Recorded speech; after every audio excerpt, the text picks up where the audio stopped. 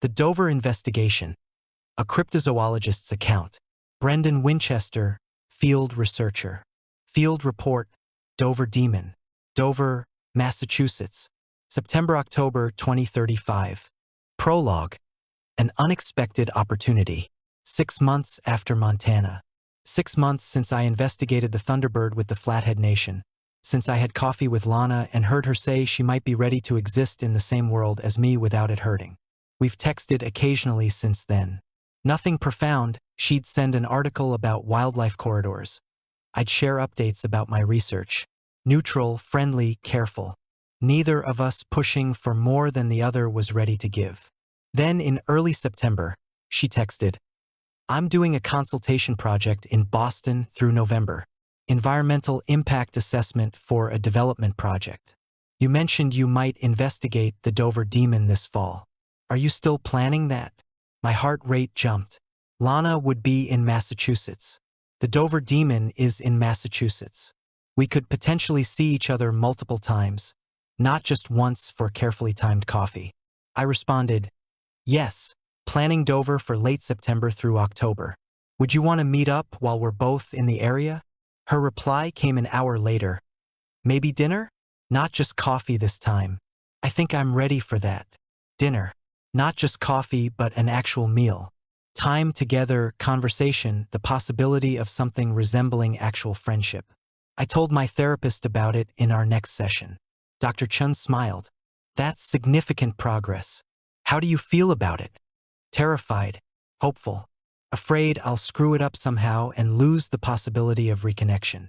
"Then don't put that pressure on it. This isn't about earning her friendship back. It's about being genuine, being the person you've become, and letting her decide what kind of relationship feels comfortable. No expectations." "Exactly. Just be present, be honest, and respect whatever pace she sets." So here I am in Dover, Massachusetts, conducting my 4th independent investigation. The Dover Demon is perfect for my current skill level, small, non-aggressive, urban/suburban setting. It's well documented from the 1977 sightings but hasn't been seriously investigated in recent years. And Lana is 40 minutes away in Boston. First things first, do the work properly. Then maybe carefully rebuild a friendship I destroyed 5 years ago. Day 1 Historical Research. The Dover Demon has one of the most concentrated series of sightings in cryptozoology. Over a 25-hour period in April 1977, 4 teenagers reported seeing a small, humanoid creature in Dover, Massachusetts. The descriptions were remarkably consistent. Height, 3 to 4 feet tall. Large, watermelon-shaped head disproportionate to body. Large, glowing orange eyes. Thin, spindly body with long, thin limbs. No visible ears, nose, or mouth, or very minimal features. Skin described as hairless, either tan/orange or gray depending on lighting. The witnesses, Bill Bartlett, John Baxter, and Abby Brabham, were credible teenagers with no apparent motive to fabricate. Their accounts were investigated by cryptozoologist Loren Coleman and became one of the more compelling cryptid cases due to the consistency and the short time frame. Since 1977, there have been occasional reports but nothing as concentrated or well documented as the original sightings. I'm approaching this investigation with several questions. Was the Dover Demon a real creature or a case of mass hysteria/hoax? If real, was it a singular event, escaped exotic pet, brief visitor, or something that persists in the area? Can I find any evidence supporting continued presence? Before conducting fieldwork, I spent 3 days in local archives and libraries, researching the 1977 events and any subsequent reports. I also reached out to Loren Coleman, who graciously agreed to speak with me by phone. "The Dover Demon is one of my favorite cases," Coleman told me. "The witnesses were sincere, their descriptions matched, and there was no apparent hoax. But I've never been fully satisfied with any explanation. Not escaped monkey, not alien, not misidentified animal. It remains genuinely mysterious. Have there been recent sightings? A few over the years, but nothing substantial. If the creature still exists in the area, it's either extremely rare or has learned to avoid humans completely. Do you think it's worth investigating?" Absolutely. The original sightings deserve follow-up, and modern technology might reveal things we couldn't document in 1977. Just don't expect definitive answers. The demon earned its mystery. Day 24. Site survey and community engagement. Dover is a suburban town about 20 miles southwest of Boston. Population around 6,000, affluent, with a mix of residential areas and conservation land. The original 1977 sightings occurred along Farm Street and Miller Hill Road, rural roads with limited development even today. I spent 3 days walking the area, understanding the geography, identifying observation points. The terrain is wooded, with stone walls, wetlands, and scattered houses. Good habitat for small wildlife, deer, coyotes, various small mammals. I also reached out to longtime residents, explaining my research honestly. Most were familiar with the Dover demon legend but skeptical about its reality. One exception was Margaret Foster, who'd been a high school teacher in 1977 and remembered the sightings vividly. "Those kids were genuinely shaken," she told me over tea at her house. Bill Bartlett especially, he was the first to see it and he was terrified when he described it. Whatever he saw, it frightened him badly. This wasn't kids making up stories for attention. Do you think it was real? I think they saw something. Whether that something was what they thought it was, I can't say. But it was real to them, and their fear was real. Have you heard any recent reports? Nothing credible. Occasional claims from teenagers trying to resurrect the legend, but nothing that felt genuine. If the creature is still here, it hasn't shown itself in decades. I also met with current Dover police, explaining my research and providing my contact information. The officer I spoke with, Officer Williams, was professional but clearly skeptical. We get occasional reports, usually around Halloween or when a new article about the demon gets published. 99% are hoaxes or people seeing raccoons and letting their imagination run wild. But I'll note your presence in case anything unusual gets reported. I appreciate that. I'm not here to cause problems or trespass, just conducting observations on public land and roads. As long as you stay legal and safe, we're fine with it. Just don't be disappointed when you don't find anything. Fair warning. Day 31. Departure and reflection. After 31 days in Dover, I concluded my investigation. I documented 3 sightings of a small, humanoid creature matching Dover demon descriptions. Video footage showing anomalous movement and proportions. Unusual tracks suggesting bipedal locomotion. Scat samples with ambiguous genetic results. No evidence of hoaxing or conventional explanation. It was modest evidence, not proof, not definitive documentation, but legitimate observations that warranted further study. Before leaving Dover, I met Lana one more time. We had dinner in Boston, and the conversation was easy, genuine, like we'd rebuilt enough trust to just be friends without the careful navigation of damaged history. "What's next for you?" she asked. "Back to California, write up the Dover report, consult with Dr. Martinez about future investigations. Probably something in the Southwest next, maybe the Chupacabra or something in Native American territories. And we stay in touch? Keep rebuilding this friendship. I'd really like that, if you're comfortable with it." I am.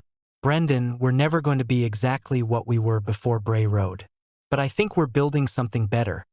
A friendship based on honesty and growth instead of just shared history and convenience. I'll take that. It's more than I deserve. Stop saying that. You've earned this through 5 years of sustained effort. You deserve acknowledgement of that work. Before we said goodbye, she gave me a small gift. A book on wildlife corridor design with a note inside. For the cryptozoologist who finally learned to respect boundaries. Keep doing the work right. L. I may have gotten a little emotional in the parking lot after she left. Conclusions. The Dover demon may exist. I documented something in Dover, Massachusetts that doesn't match common local wildlife and does match historical descriptions of the cryptid first reported in 1977. Evidence collected. Video footage of small, bipedal creature with unusual proportions. Multiple brief sightings consistent with each other. Unusual tracks suggesting bipedal locomotion. Scat samples with ambiguous genetic results. No evidence of hoaxing or conventional wildlife explanation. What I cannot determine, whether this creature is a cryptid, escaped exotic, deformed known animal, or something else. Whether it's a resident population or transient individual. Its ecological role or habitat requirements. Its relationship, if any, to the original 1977 sightings. Recommendations: continued monitoring of the area with better equipment. Additional genetic sampling if possible. Consultation with exotic animal experts about potential escaped species. Collaboration with local wildlife officials for long-term study. Protection of the observation area from excessive human intrusion. What I've learned. This investigation reinforced lessons from Loveland and Thunderbird. Patience produces better results than aggression. Ambiguous evidence is honest evidence. And systematic methodology matters more than dramatic claims. More personally, this investigation coincided with genuine healing in my relationship with Lana. 5 years after Bray Road, we've rebuilt enough trust to be friends again. Not the same friendship, we can't go back to that. But something new, something built on honesty about past failures and genuine acknowledgement of sustained growth. That matters as much as any cryptid documentation. Personal reflection. 5 years. 5 years since Bray Road. 5 years since I got my best friend mauled through arrogance and carelessness. 5 years of work to become someone who can conduct investigations without destroying lives. The Dover Demon investigation showed I've maintained that growth. Systematic preparation, patient observation, honest assessment of ambiguous results, responsible disclosure plans. All the things I didn't do at Bray Road, I did at Dover. And Lana noticed, acknowledged it, chose friendship again based on who I've become rather than who I was. That's not redemption. I don't think I get redemption for what happened, but it's healing. Mutual, hard-won, genuine healing. The work continues. Dr. Martinez is suggesting the chupacabra next. Reports in Texas and Puerto Rico. Requires working with Latino communities, moderate danger level but manageable for my current skills. I'll spend the next 6 months preparing, learning Spanish, studying the cultural context, developing safety protocols. I'll also stay in touch with Lana. Weekly texts, monthly calls, occasional visits when our work overlaps geographically. Building a friendship that's sustainable rather than destructive. 5 years of this work has taught me, growth isn't dramatic transformation. It's thousands of small, careful choices. It's consistent effort over time. It's accepting that you'll never fully repair what you broke, but trying anyway to build something new from the pieces. The Dover Demon remains mysterious. Lana remains my friend. I remain someone trying every day to be better than the kid who went to Bray Road. That's enough. That has to be enough. Brendan Winchester, Field Researcher, UC Davis Cryptid Research Project. November 2035. The Dover Demon exists. I documented something small and strange in Massachusetts that defies easy explanation. 5 years after destroying a friendship through carelessness, I've rebuilt enough trust to be called a friend again. Both achievements matter. Both required patience, humility, and sustained effort. The work continues. The growth continues.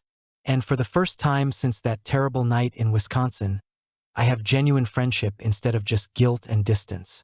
That's healing. Real, mutual, hard-won healing. Addendum, Lana's perspective. End of report. The Dover Demon haunts Massachusetts. Brendan Winchester haunts his own past. But both are learning to exist in the present.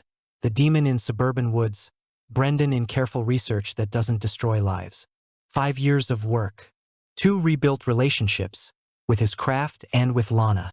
1 ongoing commitment to be better than he was. The journey continues.